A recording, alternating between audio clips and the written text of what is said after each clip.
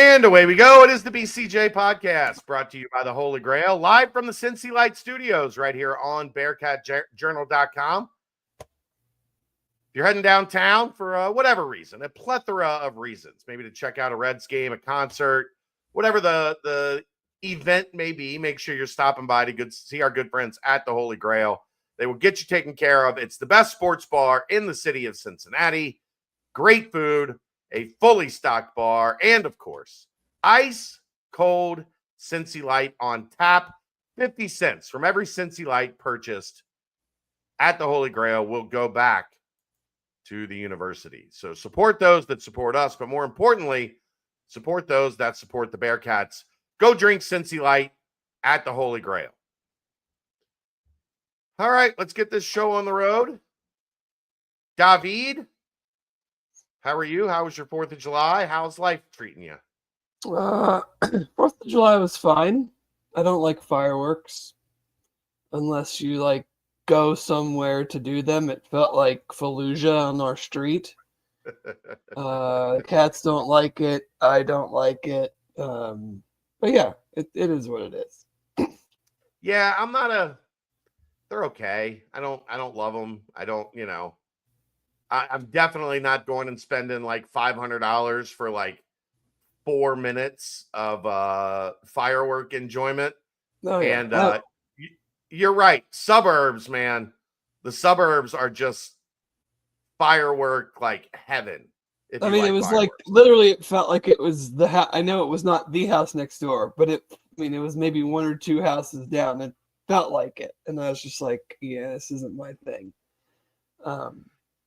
But I have a very good friend that once bought a pallet of fireworks.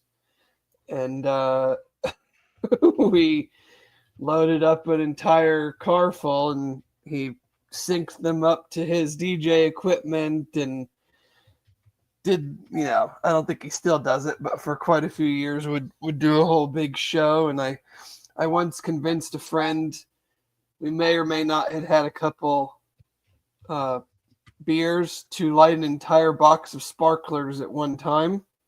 Oh, God. And that burned the skin off of the top of his thumb, and he did not know that until the next morning. He how many beers did this guy have? My goodness, Dave. We had a couple.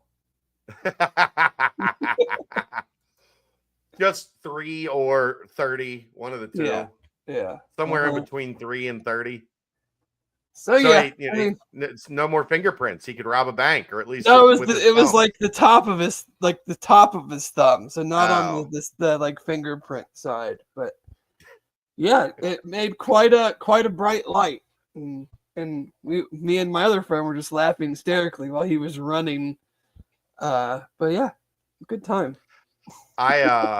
It was the first year that we moved into the house that we're in now. And the house 2 doors down, there's a bunch of kids.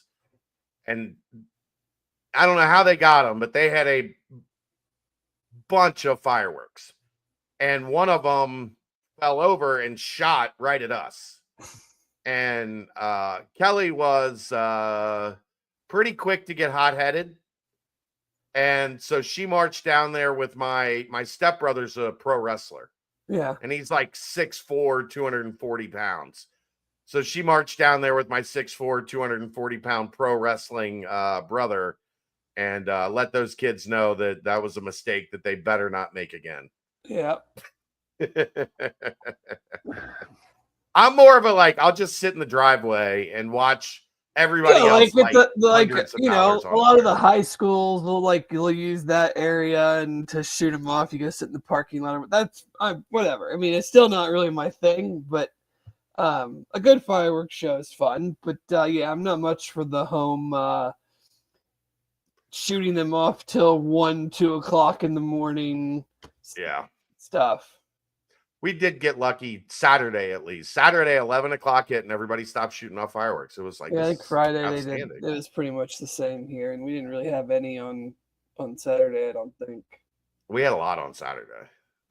I wasn't here on Friday. I was at my buddy's house, but no, it's a good holiday weekend. Time to get back to the grind, Dave. We are 50 days from kickoff, which means we are 20 days from the start of camp. Wow. So yeah, you get 30 days from your first game. So we are less than 3 weeks from the start of camp. So it is almost time. We are going to hit on media day a little bit later in the show. We'll be joined by Keegan Nickerson, who was at media days and then got on a plane this afternoon, flew to Rock Hill, South Carolina, and is now on the AAU trail for a couple days, which there's nothing like getting back from your honeymoon and then like 2 days later, you're gone for 10 days for work. Yeah, he's quite the jet setter. It wasn't a cheap bill. It stung a little bit. I'm not gonna lie. I was like, how much? Really? And then his flight got canceled Monday. Yeah. So then he had to book a different flight. So that was another chunk of money that it's like, it would be greatly appreciated if you could pay this. And I'm like, I know how much I pay you. You can't afford that. So, but he will be joining us later. I had somebody on the basketball message board ask if there would be any articles about the upcoming or the ongoing summer program. We have talked a little bit about it on the BBP a couple weeks back, and now they are back. I was incorrect on Monday. The team reported back on Sunday. They had practice on Sunday and Monday. They played paintball yesterday for a little team bonding, and then back at it today. So I've been working the phones, Dave. The little birdies are tweeting. The warblers are warbling, as they say on Cincy 360. So I've got a little bit of information on the basketball team. So I figured this would be as good a time as any to talk some basketball. I do think I'm confident now there will be 5 quality games in the non-conference schedule. We know Louisville, we know Xavier, we know Dayton. There's an SEC opponent, and there's another Power 4 opponent that maybe would have been more fun last year if UC had played them for one reason or another. But I think there will be 5. I don't think you're going to see more than 5. I think 5 is probably the number. 5 out of 13. All right. The rest will be bye games. I know that will make some people very angry, but it comes down to this, Dave. Win in the Big 12, and you'll be fine. Don't win in the Big 12, and you probably won't. I agree. Can I place a guess on the more fun team than last year than this year? Sure. Rutgers. No. Okay. Wrong conference. Well, I mean, I'm just saying. That's a hint. Wrong conference. So no one in the Big Ten. Right. And we already know one of them is SEC. And it's not Big 12. So power of deduction, if it's a Power 4 program. Leaves one option. Yeah. Duke. Yeah. No. It would have been more fun last year. That meets the criteria. But so yeah, I get the angst. I know the angst in large part comes from the fact that Cincinnati was not in a big boy league for the longest time coming up, and people look at it differently. But you're gonna have 18 games in the Big 12, 23 games against high major competition. If you can't build a resume out of that, it doesn't matter what else those other 1 or 2 extra games that people are clamoring for would look like. That's just my stance on it. I know a lot of people disagree with me because we do this every year. It's happened every year on the message board for it feels like the entire 18 years that I've been doing this that people are not happy with the non-conference schedule. Yeah, this year particularly, I don't care. Make the tournament. Right. Like, and you can say, I know you can say, like, well, you need to schedule some tougher teams to give yourself more opportunities for quality wins. I think, 18, which means what? Now you can play 32 non-conference games. Is that right? Or is it 31? I don't know that that's this year. It's 31 right now. Well, not non-conference, total games. Total games, yeah. So you have 18, 5, 23. That means 8 bye games. 8 bye games, whatever. They're not all going to be garbage. Maybe. Oh, maybe. Maybe. I haven't seen it, so I can't tell you for sure, but maybe it might be. And I might just be saying that because I know people are going to get very angry. I might be messing with people. But yeah, I make the tournament. I don't really care.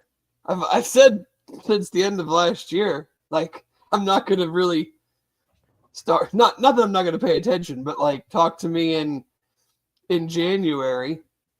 Yeah. So if that's the case, then I don't really care about the non-conference. Right. Let's get to the team, Dave. There is a lot of buzz growing about one particular player. Is there? You want to venture a guess who keeps getting mentioned over the last couple days? Buck Harris. No, it's not going to be one you expect. Keyshawn Tillery. Yes. That was going to be my guess, but I was like, that's too off the wall. He has come in and apparently been very, very good. Doggish? I don't even think it's the doggish thing as much as the people I've talked to have been very impressed at his ability to get to his spot without having to dribble the air out of the basketball to do so. Like, that is, when people talk about true point guard, one of the things that has crept into the game as point guards have become more scoring oriented is that they dribble a lot. And that's in the amount of ISO ball too. Yeah. Well, those guys need that, right? Like, they need to play in isolation, dribble the basketball a ton, and that it's a detriment to your offense. So I still look, a lot of it is going to come down to how does he defend? How does he adjust to the physicality of a league at the absolute top of the food chain? But the multiple people I talk to continue to just say, look, the kid knows how to play. The kid has a feel for the game. He understands playing point guard. He understands, how to run his team, to get to his spot, to do so by one of the things, like, we've talked about this a lot. Like, I just want a good passing team, Dave. Like, Mick used to lament about this in private conversations. These guys can't fucking pass. Like, my team can't pass. And that has been a problem here for a long time. It's just one of the skills that has not matriculated to Cincinnati much over the years, is finding a team that knows how to move the ball and move the ball effectively. And it sounds like that is something that, really has stood out so far about Tillery. Yeah, that's good. I mean, it probably makes them feel better. Actually, probably better for next year than even this year, because as much as Mick was doing right now, it's still hard to imagine especially when Big 12 play starts, that he's going to really carve out minutes more than spot duty here and there.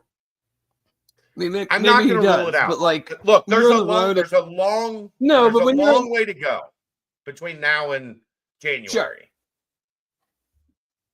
But yes, there at least is the optimism that in his first month of really being here and being a part of the team, that he is living up to what the expectations were of his talent level, I guess. Yeah, definitely. The other thing is, like, it provides an interesting opportunity to truly move Jizzle and Day off the ball. I think we've learned those two can play point guard. Are they really point guards?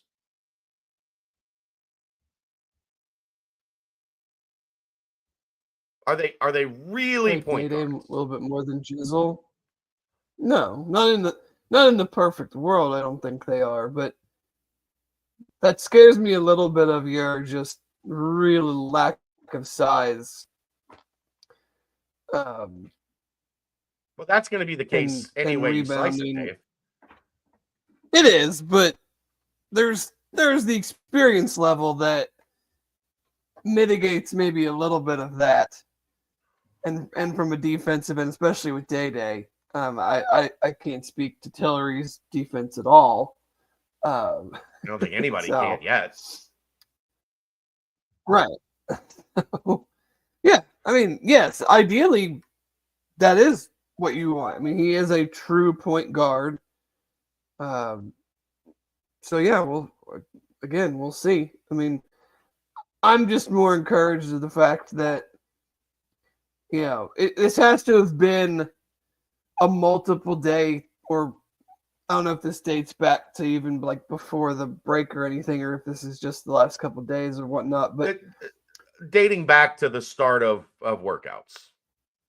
So, but like, I think that's encouraging, just that it's enough stacking good days for sources to say that this isn't just like, hey, he had one really good day. This is a continuation. This is a trend. And it's not just have a good day, have a bad day. It's like, hopefully it feels as if it is going, building on top of days as they continue to work together and get familiar with each other, and especially for a young guy, familiar with the system and everything they need to do to be able to play. Because like a point guard, when I played basketball, I played point guard because I'm short and was quick at the time. Not anymore. There is a lot that goes into. I mean, I think he showed that a lot over the last year of just, controlling the game, and what you have to do to, it's not. I'm not gonna say very simple, but like certain guys, like, hey man, I know my role. I'm here to get the ball and put up shots because I can really shoot, and he's got to manage things a lot differently, and I think that's probably a hard thing to do as a young guy, just because you're trying to ingratiate yourself with your teammates. You're trying to while at the same time learning everything from the point guard's perspective, and it maybe takes a little while to play fast enough to make an impact, where maybe initially point guards like, I'm just going to worry about like getting the ball where it needs to go, getting the ball to the right person in the right set and everything. And if that means that my personal game doesn't necessarily take off, then that's okay, because I want to build the trust of my coaches, of my teammates, that as the point guard, I'm going to know where I need to be plus where everybody else needs to be, so that we can run our offense at a pace that it needs to be run at. I mean, the wild card in all this, Dave, I still think is Kurt Kriisa. And what are their plans with Kerr? Do they plan to use him as a point guard? Do they plan to use him as a combo that's more of a secondary ball handler, but also, improves your passing from the 2 spot? Because I think if you move Jizzle and Day as more 2 guards, they'll still play point guard some. Like, this is not saying those 2 aren't going to play point guard. This is just kind of, and again, this is the hard part about having these conversations in the middle of July, because there's not a lot of 5-on-5. There's not a lot of, like live action to give you a better feel for things. Right. But it is what is, being seen at practices. So it's what we're here to talk about. I think if the idea becomes you play Creasa at the 1, maybe you can have Tillery as more of his backup at the 1. Yeah. And then split Jizzle and Day at the 2 and give them, some minutes at the 1. Because I do think, like, the chemistry they built together, there's a place for the 2 of them to be out there at the same time. Definitely. I mean, I think so. When things were going good in Big 12 play, I think a lot of those guys being out there together was a big part of it. Yes, I agree. So it just gets interesting as you're looking at kind of how June and July play out. Because the last time we talked about this was, I think, the first or right into the early second week of workouts. And, I don't think Tillery had really got his footing yet. Right. But now the more that he is getting comfortable, the more positive review you're hearing out of him. The other thing I talked to somebody that said they think this is going to comfortably be like the best 1-2 freshman that they've brought in since they've got here. And I would say to that, they better be. I think you'd agree with that. Yeah. I think you'd agree with that. Yeah. Mm-hmm. So, Abayev has been... If they're not, then what are we doing? Yeah. It's not like there's been a lot of freshmen that have come in and made instant impacts over the past 4 years. No. So, with Abayev, it's going to be the same question from now until March, Dave. Can he defend at this level? And I think maybe even the bigger question, because I don't think anybody really believes he's going to come in and be a great defender. The question for me is going to be, will he be able to be functionally strong enough to do the things that make him successful on offense? Because when he checks in, teams are going to try to bully him, Dave. That's what they do to freshmen. Just push him out, stay as tight to him as you can and just be like, this guy's just not developed enough. He's not physical enough. He's not going to be able to get away from, a more veteran, experienced defensive player. Yeah, and I mean, the other thing is he's a really good offensive player when he's comfortable.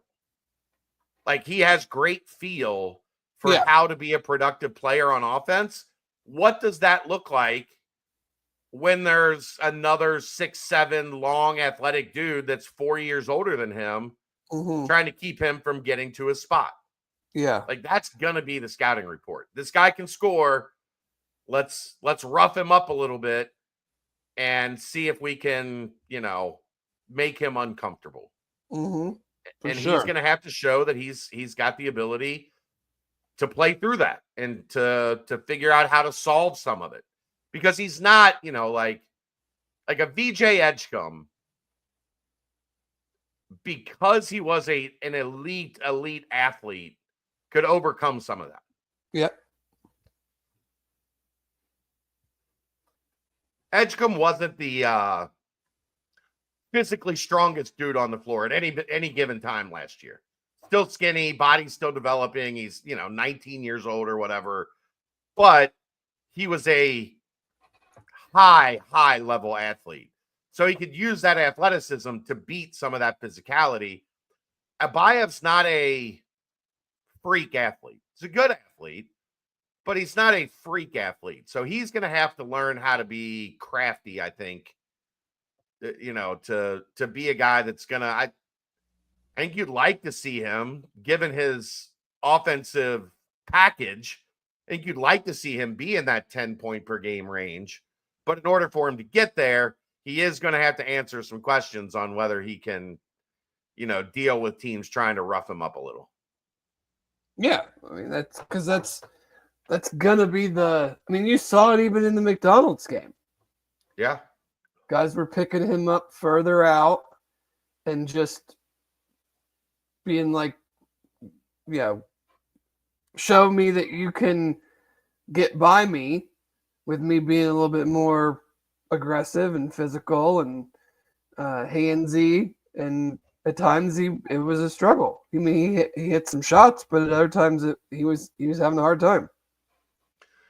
Yeah, and that's he's a volume guy, but I don't think he's a guy that takes a lot of bad shots. Like I said, he has a really good feel for the game. So when it's there, he's going to take a lot of shots, but when it's not, the problem is you don't want him to get passive, I think. And two, like in the situations he's been in, he's been asked to take a lot of shots. Sure. He's been the best player on the team. Yeah. So, maybe in the college game, things will open up a little bit more because he's not going to be the top of the scouting report. I mean, guys, they'll certainly know, like when he comes in, this is what we need to do. But that's easier said than done if you have 4 other, quality players around him. He's not going to be getting the toughest cover, So maybe he has the opportunity there. Yeah, it's going to be interesting to watch his development because like in the bye games, he's going to cook a couple times. You better. Those teams don't play any defense for the most part. Yeah, and some of them do, but they're on the 7th night of a every other day road trip to make money. Right. Don't play a home game until like conference play starts. Our first home game is January 6th. Yeah. So there better be a couple times if they're rolling that he gets in there and can. Yeah. Another name that I'm getting a lot of talk about is Baba Miller. And the thought of having a guy like him who's 6'11", 7 foot in shoes. I think he's got like a 7'4.5" wingspan is what he was measured at the draft combine stuff a couple years back. Having a guy like that to play the 4 that has skill, can bring the ball up the floor. It's going to be interesting for him because he had 2 years at Florida State where he was okay. Like, he didn't jump out. He really didn't jump off the page. Then he, leaves and drops down a level and is really good. But now moving back up, that challenge for him is again going to be the physicality, the ability at the 4 to handle JT Toppin. Right. To be able to go out there and you want as much of that skill on the floor as you can, but is he going to be able to handle his own physically against some of those guys? And the reality of if you have him and Cham on the floor at the same time, you can go small at the guards, Dave, because you've got two guys that are 7 foot with 7'4" plus wingspans. Yeah. One on each side of the floor, kind of having each other's back in erasing mistakes and, being kind of, I don't want to say enforcers because neither of them are, super physical type guys, but that type of length, that type of size, teams don't want to test you. Like they get in that mood that like it's not happening today when we go to the rim because these guys are there, being a menace. No, I mean that to me that's I'm probably not most interested in him, but I think he's the one maybe that if he plays the way we all hope he does, I think he's the one that gives them the most versatility to mix and match lineups with. Yeah. Based on opponent and or / just what they're trying to do. Because like when we talked about it, whenever it was, like I would love to see like a 1-3-1 with him and Chom out there at the same time, with Buck out there, and you probably won't. But no, you probably won't. But yeah, those are just those little wrinkles that I feel like the program, especially just the last 2 years. I mean, the first 2 years we knew what things were. With the roster and everything, but like just those little wrinkles that we haven't really seen, where you throw it at somebody for like 3 minutes and you totally mess them up, and maybe you get like a little 6-0 run out of it or something, and then you go back, then they maybe call a timeout and they figure out, and you just go right back to what you're doing. Yeah, I do think though, because it's less, like it's harder to catch with the untrained eye, I think you can do that in man-to-man. Like there's enough man-to-man stuff you can do now where you can switch it up and say, okay, for 3 minutes we're going to go from what is our base style of man into something that we're going to doubling the post with Chom and Baba. Yeah. And all of a sudden guys are just swallowed by all that length and athleticism. And, I do think there is some of that gets lost in the conversation of go to zone. Well, maybe they're mixing things up in man-to-man, but our, untrained eye, because we're not at practice to know, this is we're going to change this coverage, or we're going to do this a little different on this guy, whatever the case may be. I think there's some of that just gets missed in that conversation. Yeah. But Wes is, I'm not counting on them playing zone because Wes has just been a guy that clearly is not fond of it. He's a man guy. That's fine. I want to see, like, you've put this roster together. It feels like there's more versatility. It feels like there's more options. Let's hopefully then use that and be a little bit more dynamic, be a little bit more situational, I feel like. Yeah. And, not steal minutes big by. I don't want to be like, let's just throw some junk defense out there for a couple minutes or whatever and see what happens. It's not what I'm saying. But it just, we talked about it a lot last year. It felt like it was a lot of here's what we do, and if they figure it out, we're kind of SOL. We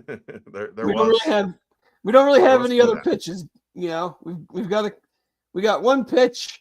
And maybe we've got a little bit of confidence in a secondary pitch, but not enough to use it for an extended period of time.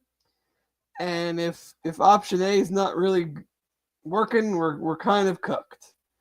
And it's fastball, curveball. There's no slider, there's no sweeper. Probably not a changeup. Right. So yeah, I get that. Anybody else you have questions about that maybe I can, any other things that you're interested in hearing? And Crypt Keeper, no, we do not miss the 18. Although I will say Huggins teams were better offensively than people give them credit for. I agree. Some of that, pace, and because they were so great on defense. But if you go back and start looking at the analytics, which weren't really a thing back then, his teams were pretty offensively efficient when he was here.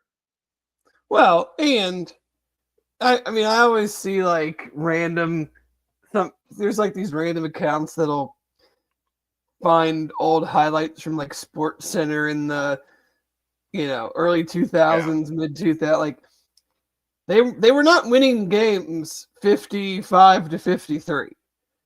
Like they were always scoring in the 70s. Not always. I shouldn't say always, but the vast majority of the time they were scoring into the upper 60s, into the 70s. So, I think people just remember some of those 48-47 Cronin era games. I feel like it was way more Mick than it was Bob.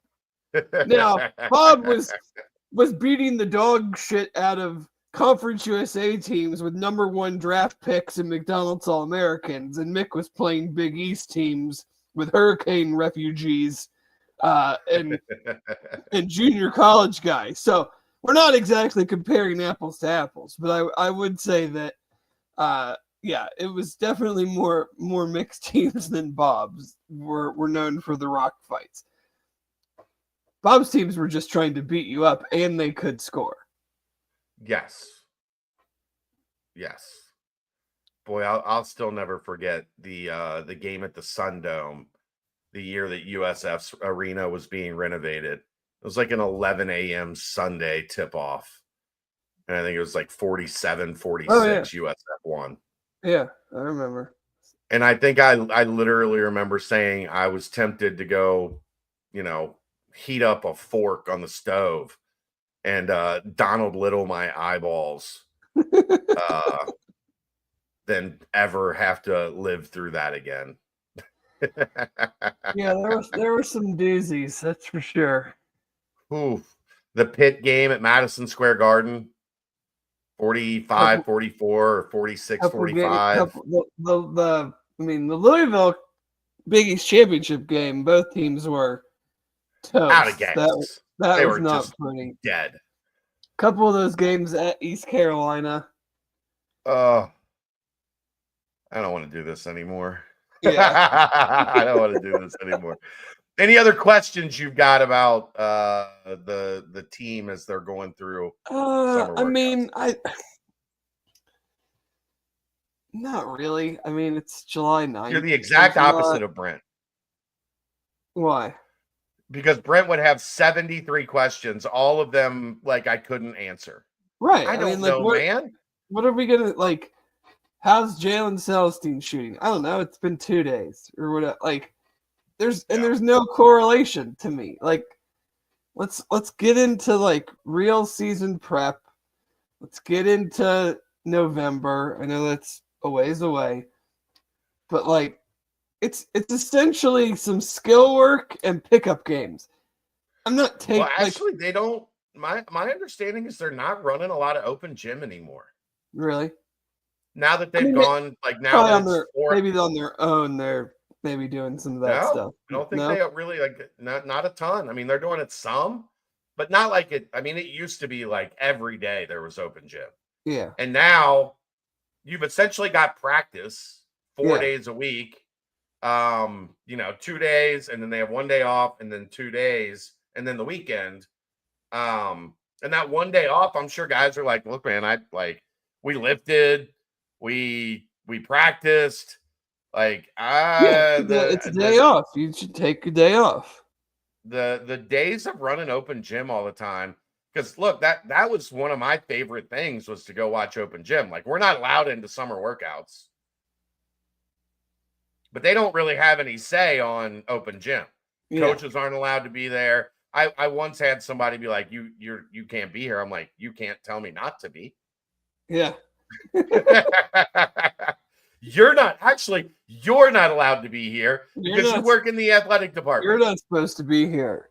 They put this run together totally on their own and texted me about it. Like, so I'm allowed to be here more than you're allowed to be here. Yeah, this isn't official. This is just, the guys just all random. It's like one of those old recruiting bumps. It's like they just all randomly showed up at the same time. I don't know what to tell you.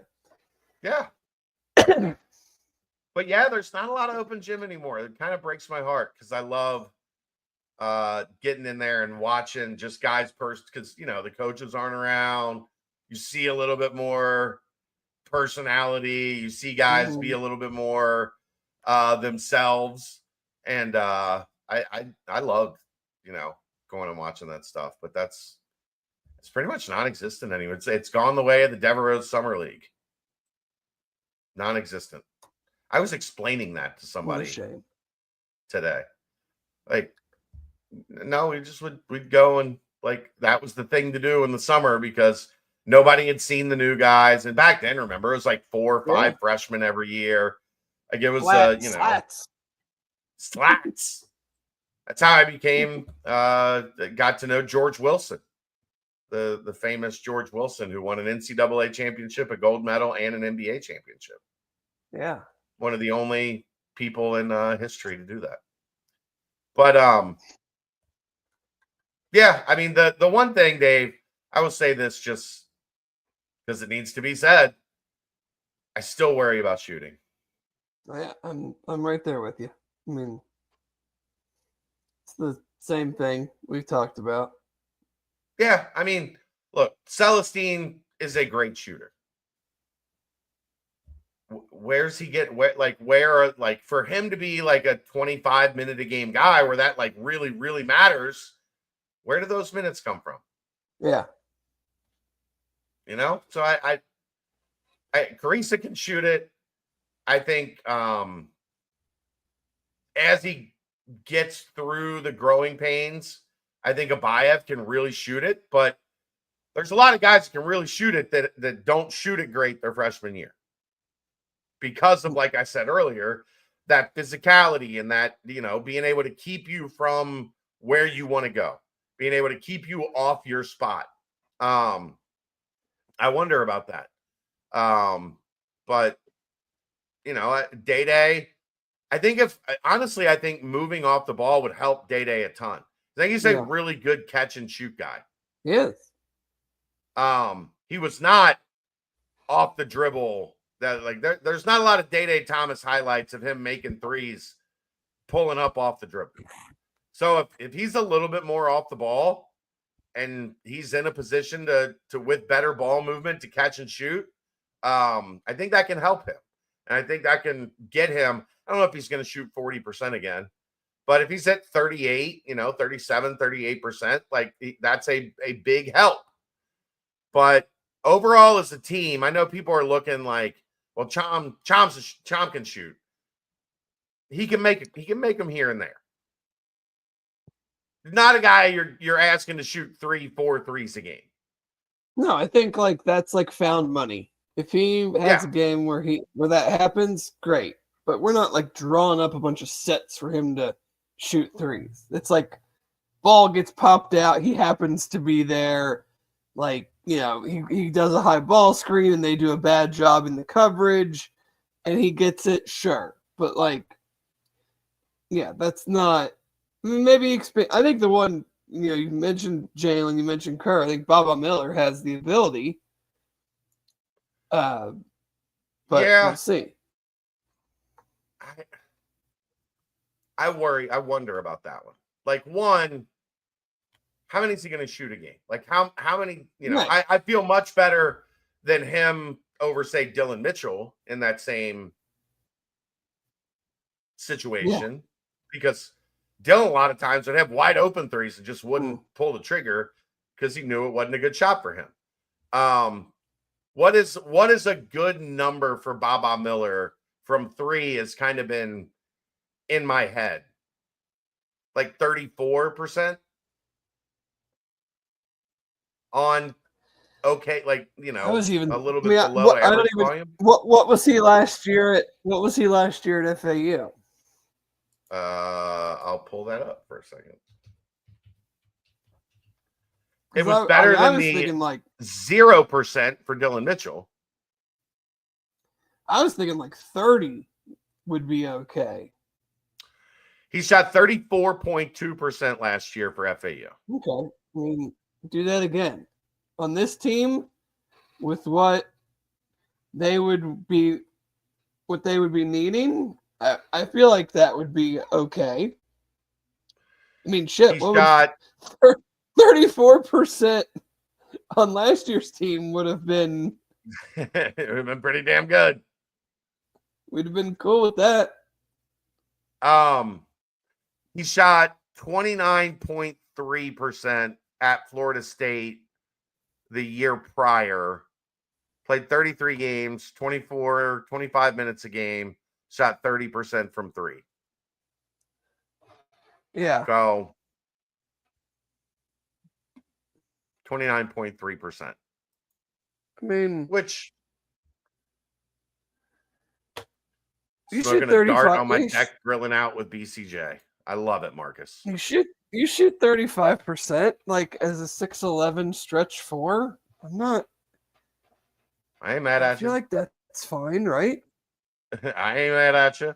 Well, let's see. Decent volume. He was 39 for 114. So they played 34 games, 114 shots, about 3 attempts a game. Yeah. I'll take that. 1 of 3. He probably averaged more minutes than he could potentially. Yeah, I don't know. I mean, maybe he is the starting. He played 30 minutes a game there. Yeah, he played 30 minutes a game there. Seems like he's not going to be a 30-minute a game guy here.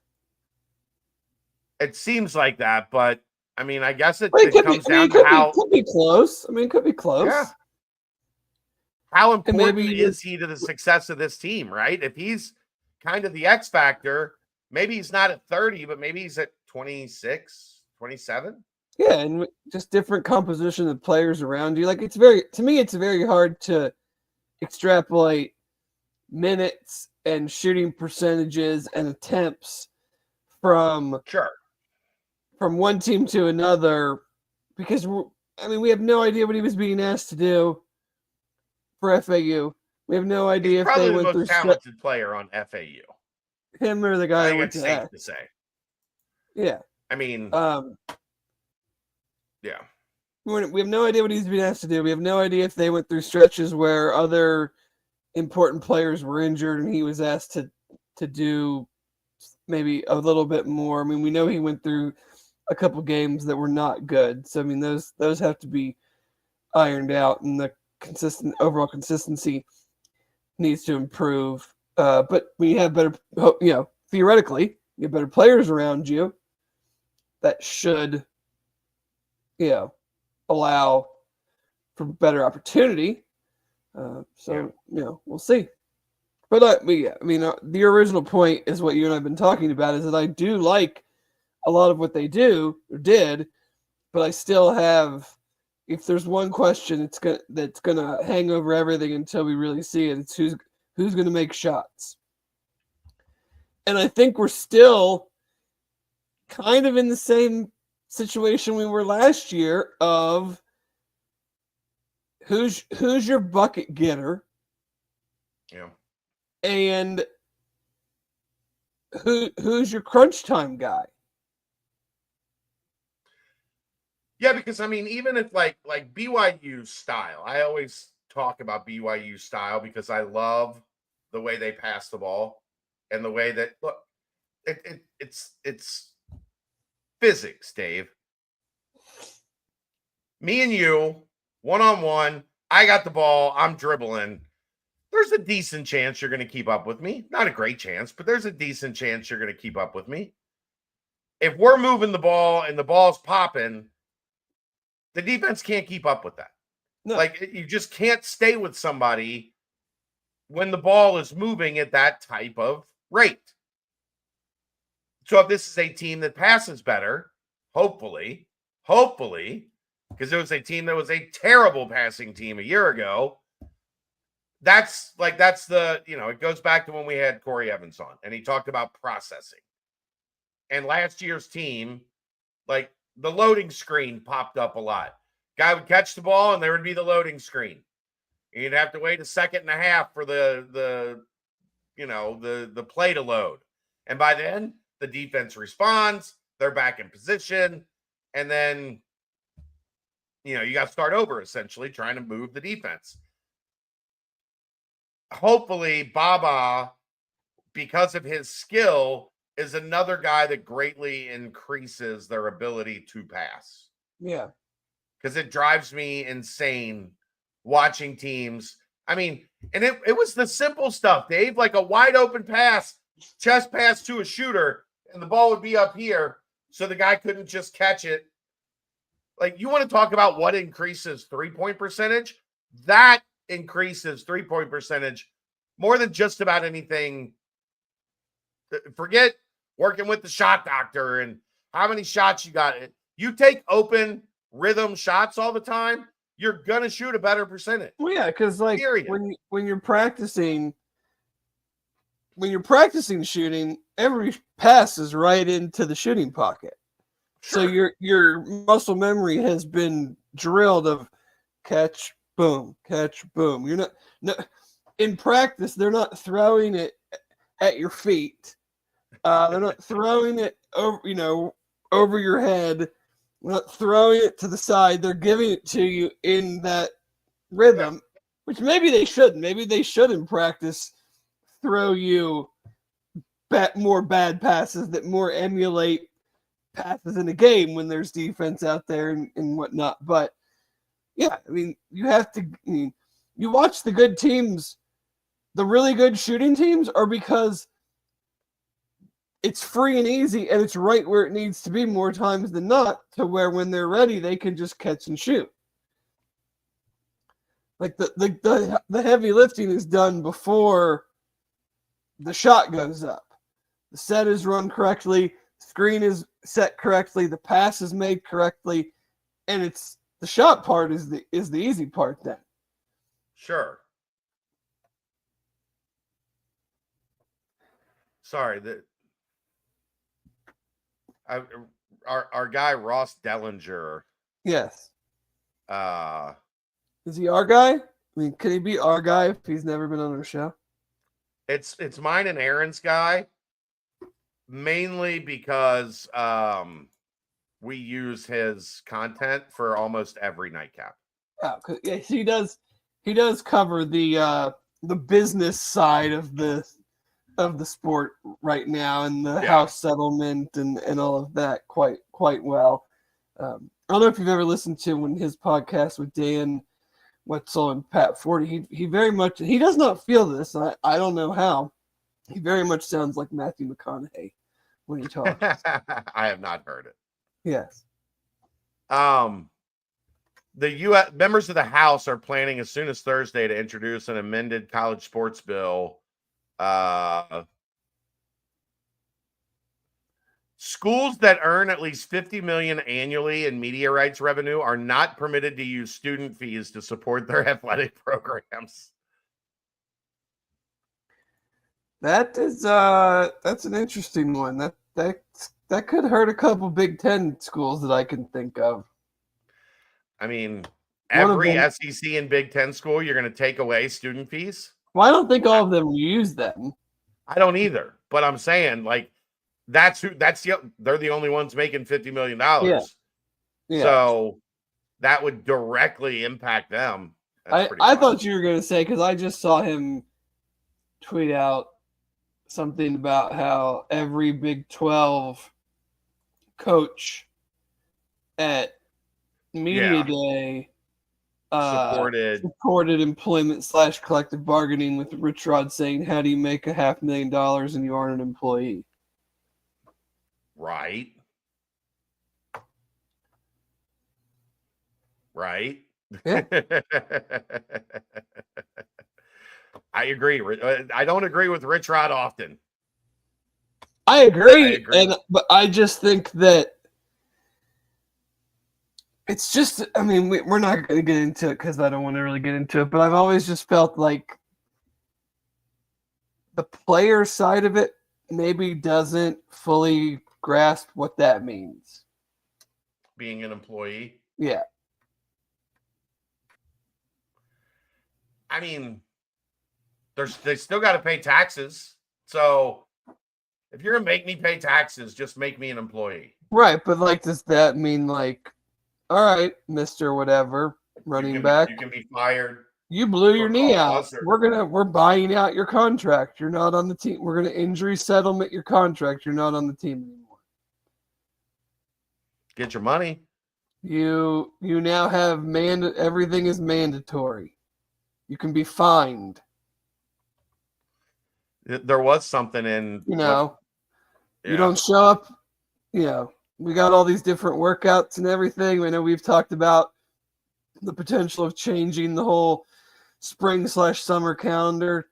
Maybe it becomes more of like an NFL model. You don't show up, we're gonna fine you. Stuff like that.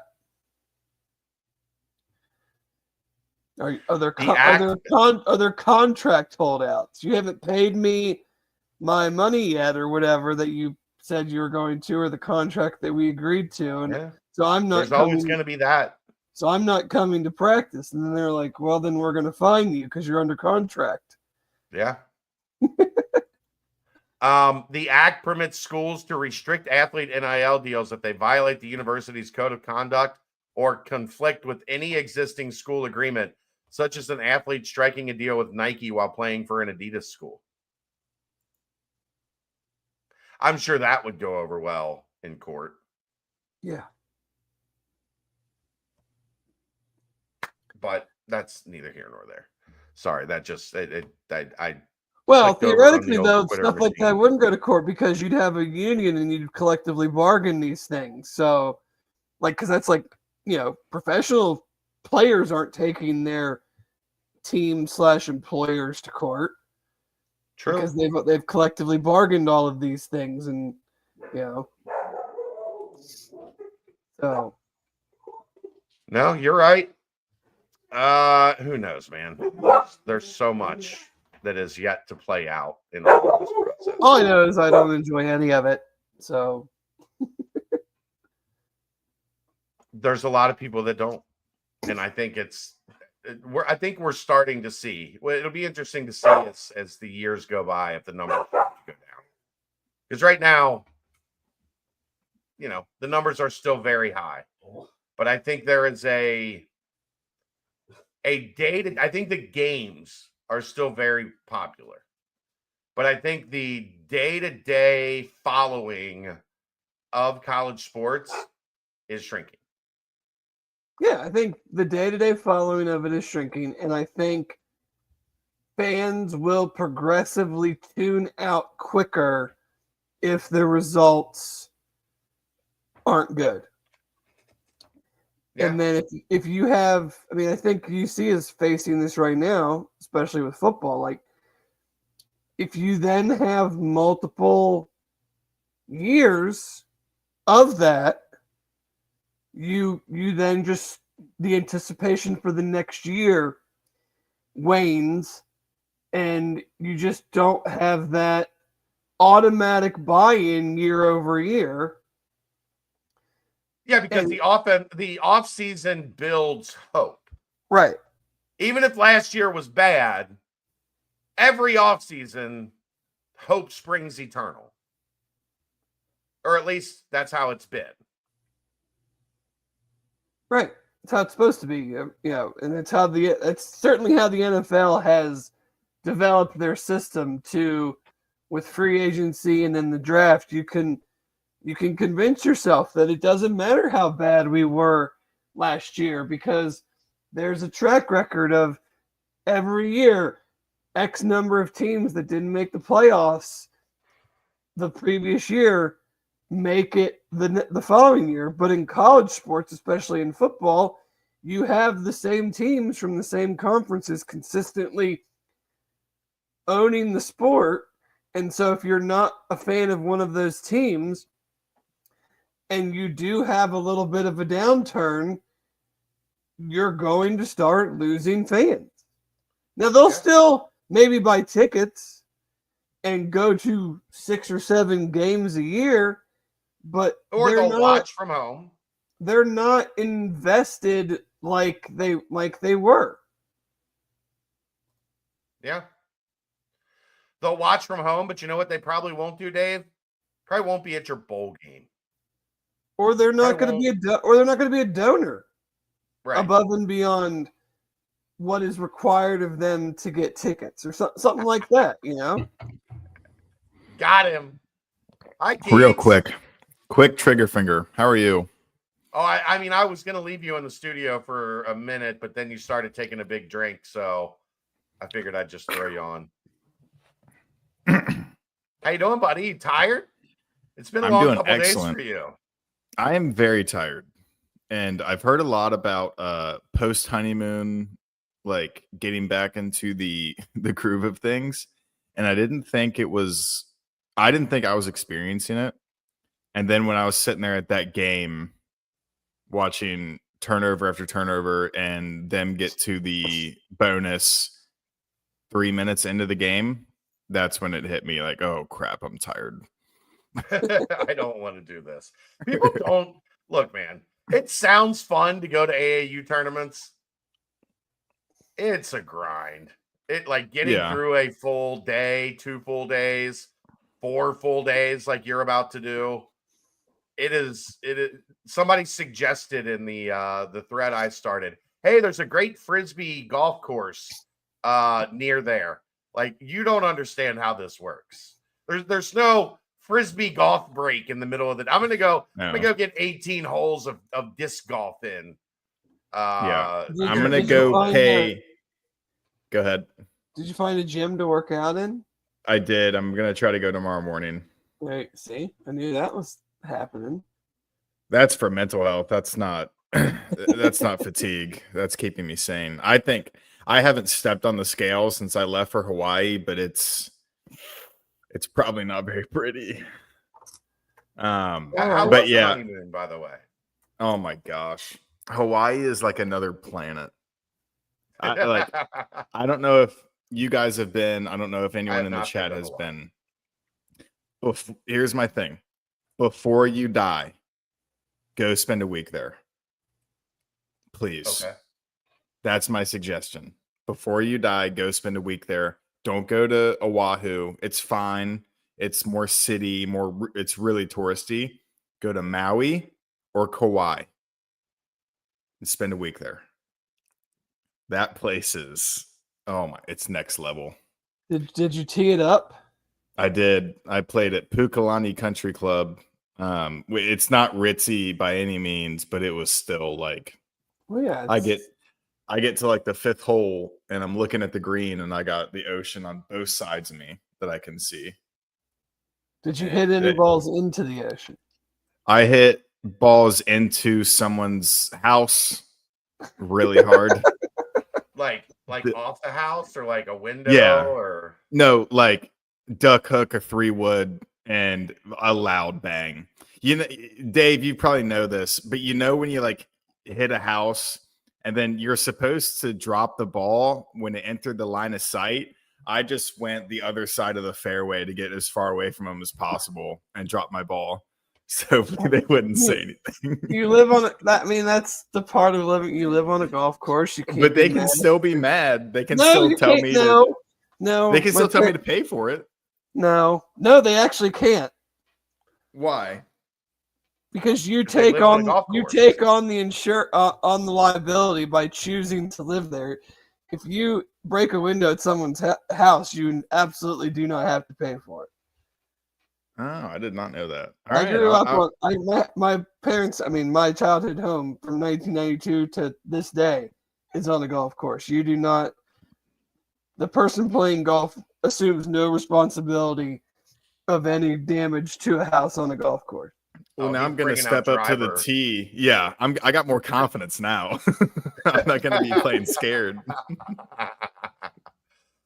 Let's get an ad read in real quick. That opening segment brought to you by Turtles Brew, 6% ABV, 0 sugar, 0 carbs, gluten-free. It's a bourbon-infused sweet tea. There's lemonade tea, strawberry mint, cherry lime, raspberry peach, orange vanilla. There's more than 50 locations in Greater Cincinnati, over 100 around Ohio. Visit turtlesbrew.com for more information and locations nearest you. Keegan, we'll let you get right to it. Take us through the media day experience yesterday. It was not in Jerry World. It was in Jerry World Light, the practice facility in Frisco. What was the scene in Frisco yesterday? It is funny because it just speaks to Jerry Jones' ego that he basically did a carbon copy of the lower level of AT&T Stadium, and that's what the Ford Center is. Like, it's the exact same on the lower level as it was at AT&T, just without the end zone seating, obviously. But it was cool. I talked to Coach Satterfield, and he said he preferred it there because of everything being so close. And that stadium is basically, if you've been to Liberty Center, it's like you put a football stadium in the middle of Liberty Center, and then you have like all the shops, restaurants, and stuff all around the place. From a logistics standpoint, it's probably much easier for them as coaches and players to get in and out of there. And like they stayed at the Omni, I'm pretty sure, and they just walked right down because it's literally right next door. The Star is a pretty sweet setup. Yeah, it was pretty cool. I definitely prefer AT&T just because of the spectacle of it and how big it is. And I like the Legion too, because I go crazy in Vegas, guys. I mean, we know this. Yeah, I really like to live it up. But it goes back to Vegas. Chad and I are going. You're not going. But I mean, we get there, and the biggest story of the day happened the night before when Dante Corleone ordered a 35-ounce porterhouse steak from the restaurant and then asked for it well done. Of course. And then when they dropped the steak, extra well done, when they dropped the steak off, he asked for one to go. 70 ounces. As one should. Yes. 70 ounces of steak. And then I think Gavin Gerhardt got about the same thing, but he did not ask for one to go. Because there is a weight that the offensive linemen kind of have to stay between, but when you're a nose tackle, just pack it on. We went to Carlo and Johnny's last weekend with my parents, and my brother was in town. And I got a 22-ounce bone-in ribeye, and I maybe ate half of it. And that man got a 35-ounce steak and then got one to go. For, just to casually eat a 35-ounce tomahawk at the hotel room. When he gets back to his room. Yeah. Playing game, PlayStation, or just watching a movie or something. He's just laying in bed, holding it, taking big bites out of it. It was funny because it was like me, Coach Sat, and the other writers. It was before his press conference even started. We're just standing in a circle. And then Dante had walked by, and I guess his media obligations were over. So he had his undershirt untucked just under his tux. I think his tie might have been undone. He was just walking around when am I leaving? And then it's funny because Sat was looking over in his direction, and Sat just goes, "Gosh, that's a big boy." You coached him for 3 years, and you still look at him, and you're like, "Freak, he's huge."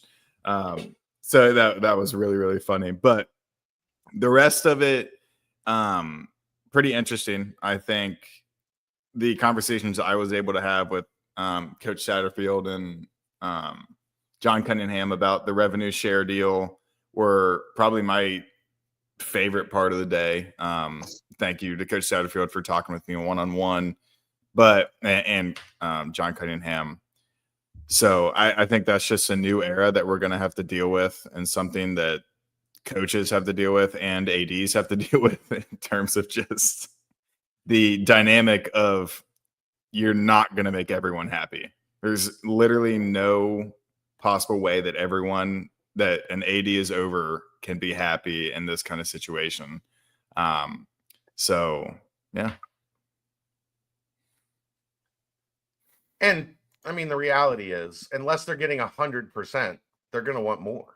Yeah. Like, even if you're at 75%, if you're at the top of the conference, you're going to be like, well, if we get 76%, then we're funded better than the best. Like, then we're number one. What's the old Luke Fickle line, Dave? If they're going to keep score, we want to win. Yeah. Like, I want my 76% to say that we're putting more into NIL than Alabama or whatever. Yeah. It is fascinating because this is an entirely new world. Everybody's fighting for every last scrap, every last penny, every last dollar. And you're going to hear coaches do this. There's going to be basketball coaches that are going to be like, hey. That's the ones that I'm most interested in is I can think of two right off the top of my head. You mentioned one, Alabama, and the other one's Auburn.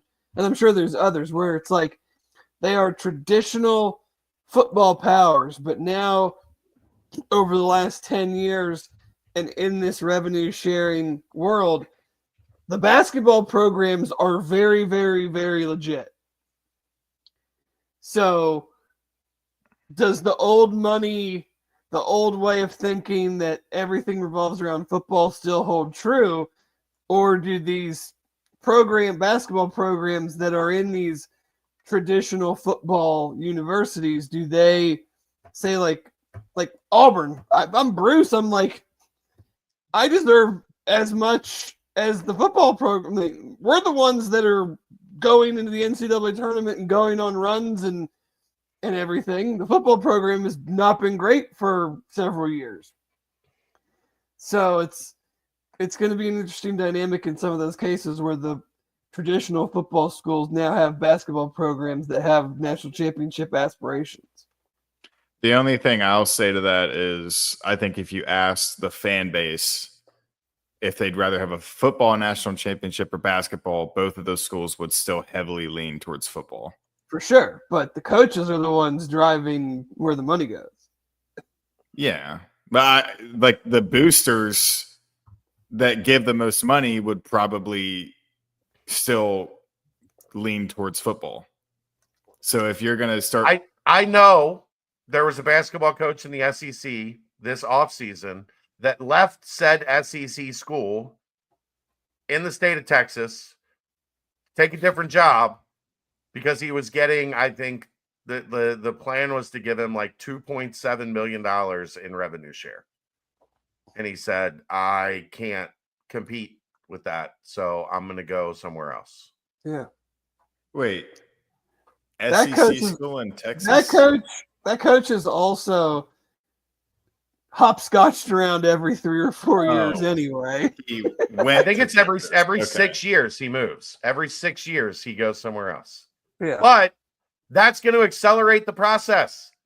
$2.7 million when everybody else is working with 4, 5, 3, 4, 5. More than that. Well, I mean, in terms of rev share. Yeah, No. I would say Tennessee's working with that much or more. You think Tennessee's given 25% to basketball? Yeah.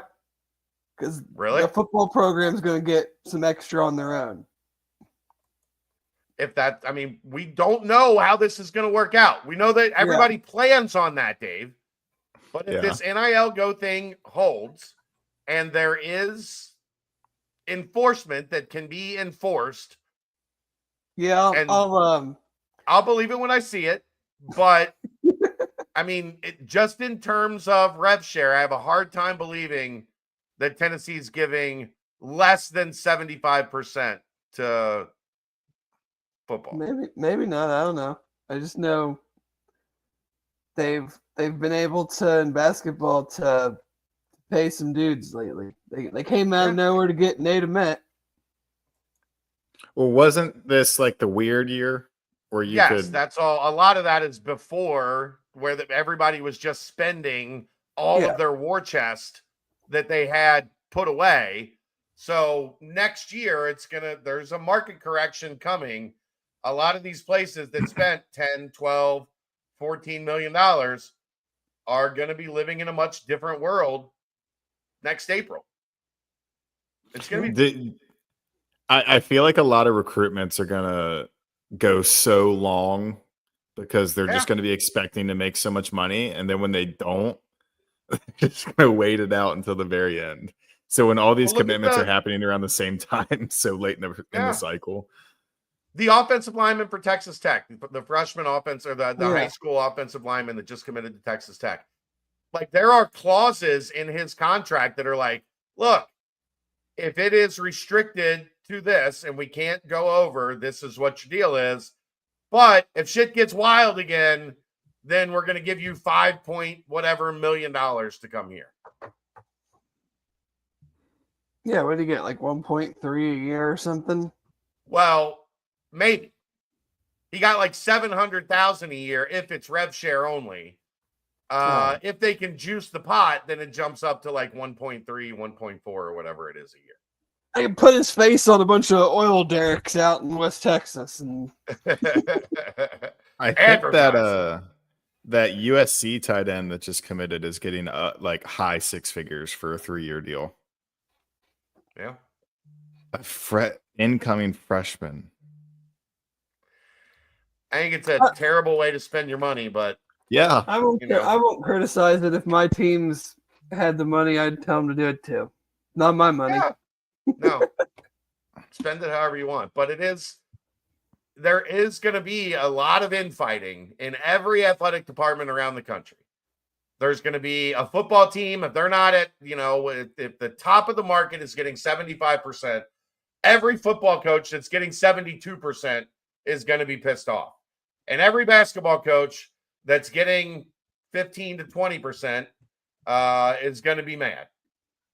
Because there are going to be schools that are getting 25%. They're getting $5 million, and I'm only getting $4 million, and that could be the difference between going out and getting a first team all conference shooting guard or whatever. So I don't know. The question then becomes, Dave, I was talking to somebody about this today, is this topic has been kind of busy, is those SEC basketball school coaches and those Big Ten basketball coaches are going to go to their commissioners and go, hey, this ain't it. Like, whatever was in-house, that's not enough.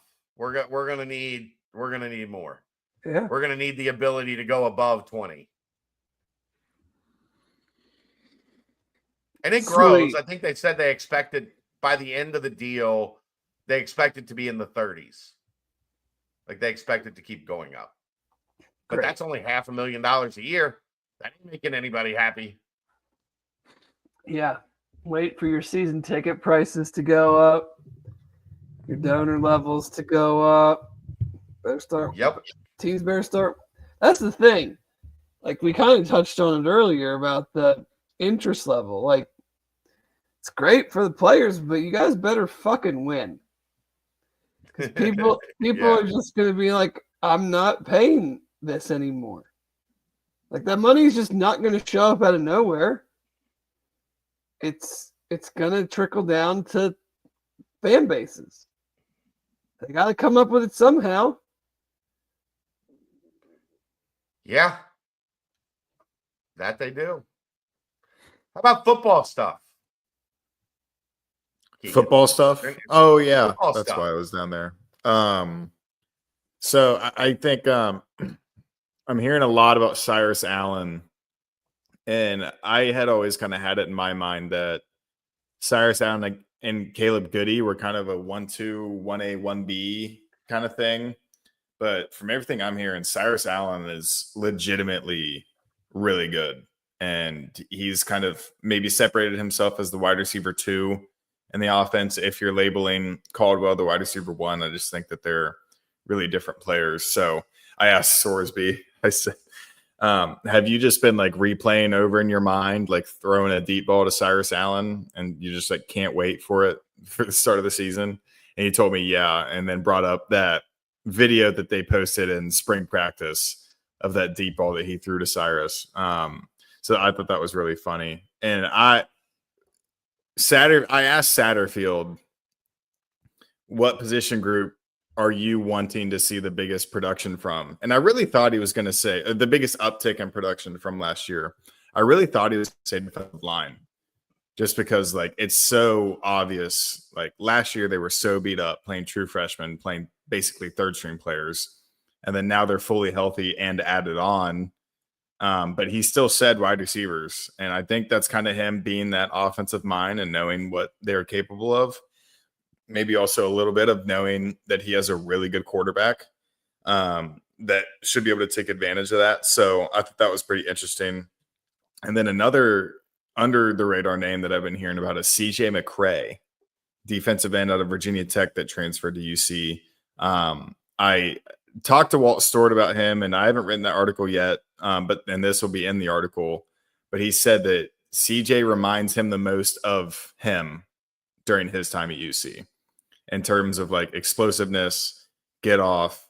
And then I think he's not really going to be in the starting 3 or 4, but just to bring that explosiveness off the edge on like a third down, I think that's something really key that they'll be able to do. So CJ McCray is a name to look out for as well. I agree with Coach Satterfield when it comes to the wide receivers. If this team's going to be successful, they can't be as bad as they've been the past 2 years. Period. Yeah. You have to score at least 30 points a game, and you can't do that without good wide receivers, unless you're Army and Navy, Air Force. And they don't typically score 30 points a game. No, but I mean, like, unless you have like a very specific offense that you're just going to run the ball, and like they haven't really come, in my mind, come close to that in the 2 years, and you're not going to be a successful team if you can't get to 30. That's essentially like a top 50-ish scoring offense. And I think the defense will be, I don't know how far I'm going to go. Really good, pretty good. Not sure I'm going to go great, but like if they can't score 30, they're not winning 6 games. I'll say that right now, July 9th. If the season ends and they haven't scored at least 30 points a game, they're not going to win 6 games. 29. No. Like, it's not going to happen. You're not going to beat teams in the Big 12 like 27-24 every week and win 6, 7, 8 games. Yeah. To go into that point, I heard a crazy stat, and I think it was in Sat's presser that he told us. There are 9 returning starting quarterbacks in the Big 12. I'm pretty sure that's including Retzlaff being gone. It could be he's technically still on the team, so that could be including him. If you had to guess through the rest of the entire country, I think probably Power 4, all the Power 4 schools, how many returning starting quarterbacks are there throughout the rest of the country? Like combined? Yeah, every conference. 12. 11. Right. So your whole 30-point thing is probably pretty accurate because they're going to be going up against some good quarterbacks. Because if you brought back a starting quarterback, it probably means you think he's pretty good, or you would have just hit the portal for one and taken another chance. Last year was kind of the year of the running back in the conference. Yeah. Most of those running backs are gone and their quarterbacks are still in place. So this year is going to be potentially the year of the quarterback in the league. Well, yeah. And I think there were some good additions on the teams that added quarterbacks that went out and I think got pretty good ones. We'll just go through it real quick. Kansas, Jalen Daniels back. Iowa State, this is UC's schedule. Iowa State, Rocco back. UCF, who the hell knows? Three-man thing. Oklahoma State, not sure. Baylor, Sawyer Anderson's back. Utah, not back, but I actually think their quarterback that they brought in from New Mexico is better than whoever they had playing quarterback last year, whether it was Cam Rising or Wilson's little brother. Arizona, no Fatita back. BYU up in the air. TCU, Josh Hoover. So, yeah, pretty much, I mean, outside of UCF and BYU, and I'm not sure about Oklahoma State. So you're looking at 6 out of the 8 definitely returning quarterbacks, and the four of them real good. Jalen Daniels, Rocco Beck, Josh Hoover. No, Fatita's really good. I don't think the rest of the team is any good, but you're gonna have to score points. Yeah. Something. Yeah, what do you think is the biggest question mark in fall camp, Dave? On the entire team. On the entire team? I mean, yeah, they kind of go hand in hand. Can this wide receiver group get open, and can the secondary cover anybody? That's what I was. And actually take the ball away. I was thinking safeties specifically because Satterfield had made a comment like that Vite was still learning some of the personnel last year with like having the new players. Yeah. And then I said, well, you have like 5 new safeties. So is he still learning the personnel this upcoming season? Is that going to be an issue? And he kind of, I would say that's less because he was learning the personnel last year in my opinion, in 2 ways. Who the guys actually were and what they could actually do. Yeah. This year, yes, they brought in a lot of new guys, but he had a major say in who those guys were because he saw whatever it is that they did specific to how he wanted them to fit into the defense. So I think he would have less of a question of what they can do.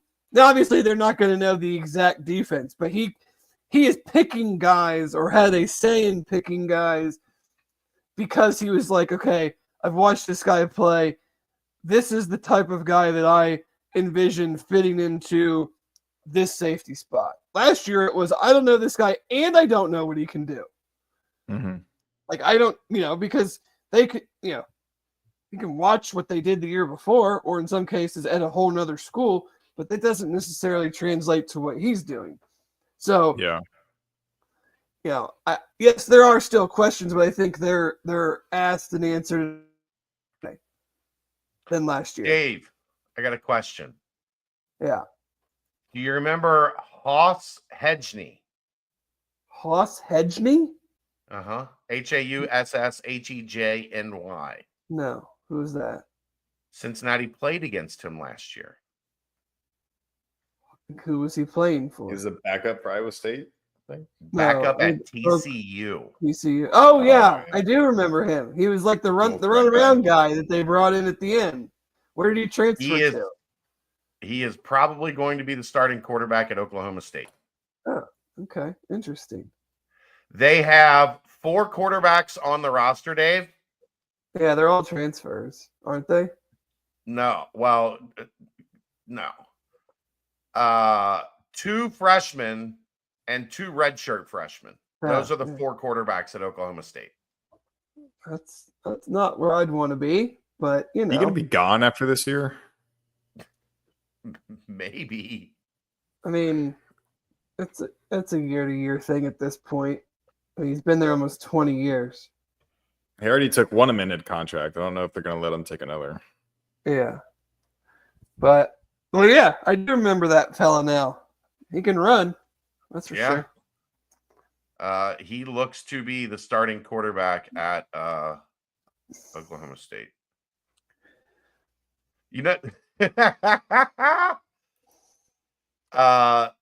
On Oklahoma State's website, under the players like profile, some of them just have $signs and you can click on it to work with them if you want to hire them for NIL services. Just Welcome to direct 2025. deposit into their Venmo accounts. I guess. I mean, here.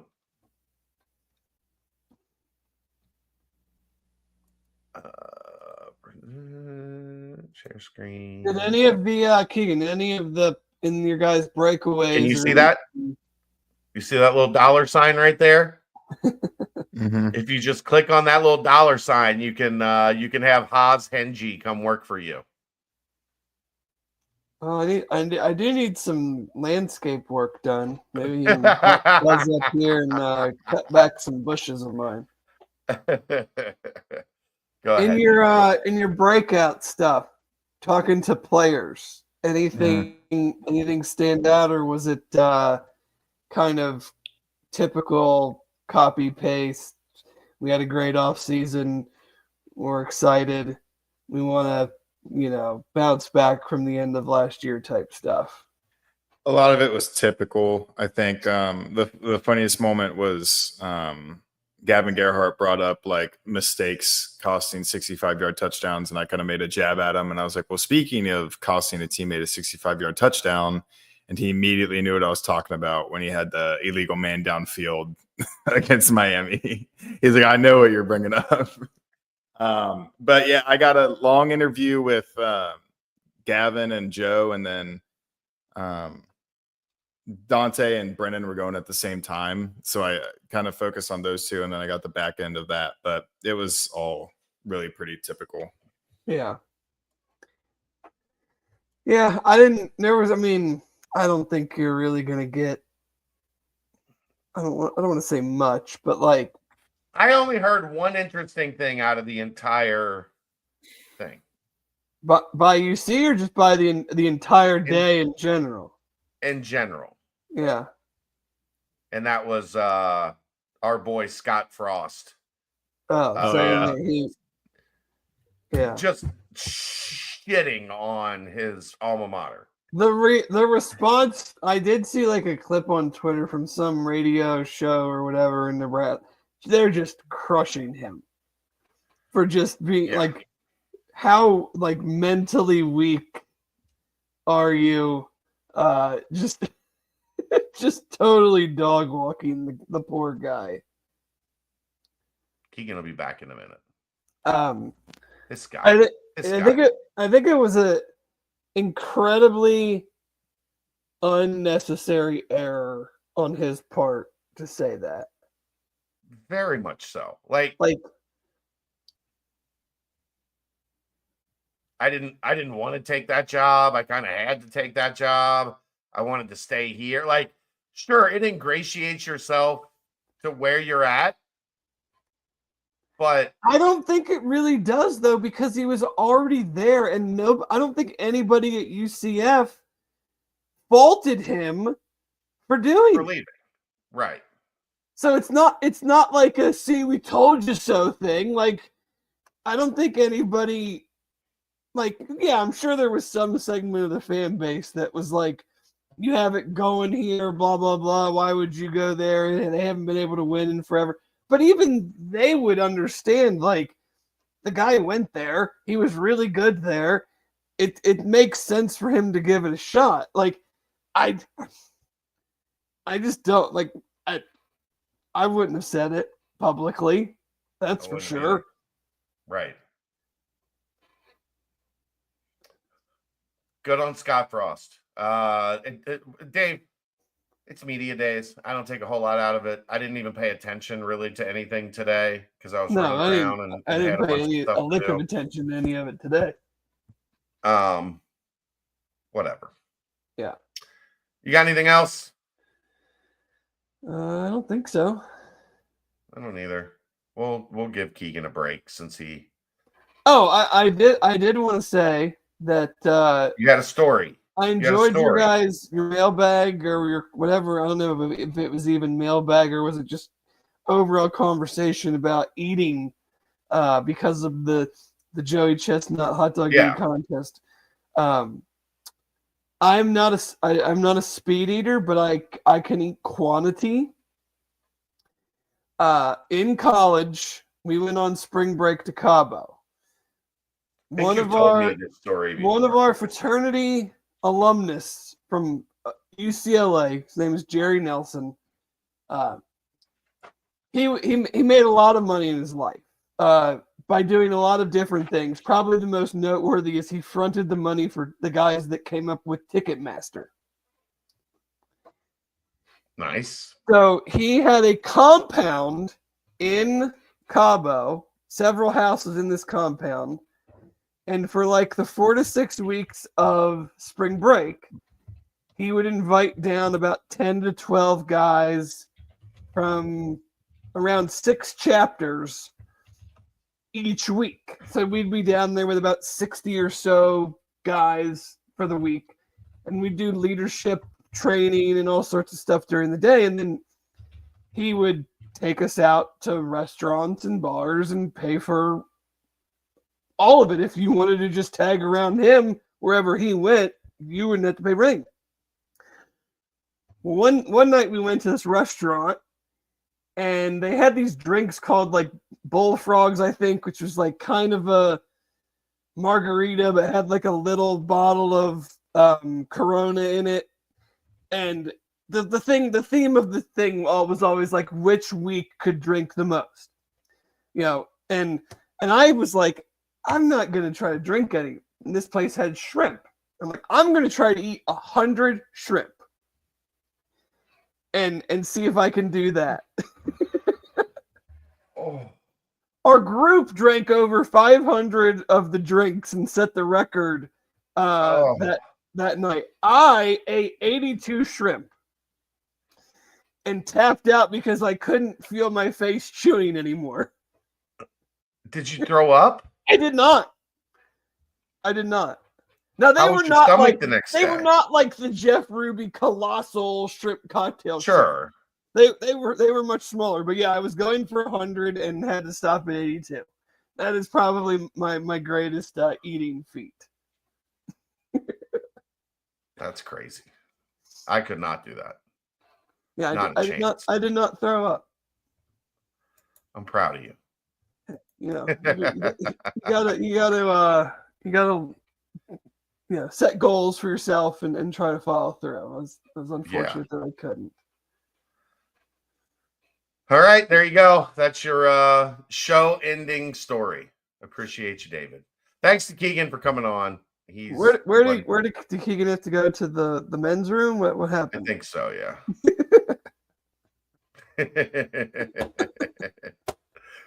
All right. You're muted, Aaron. He just left. I had no idea. Yeah. He texted me. I gotta go. You got a case of the hurry ups. He had some Dave's hot chicken in Rock Hill, South Carolina on his way back to his room.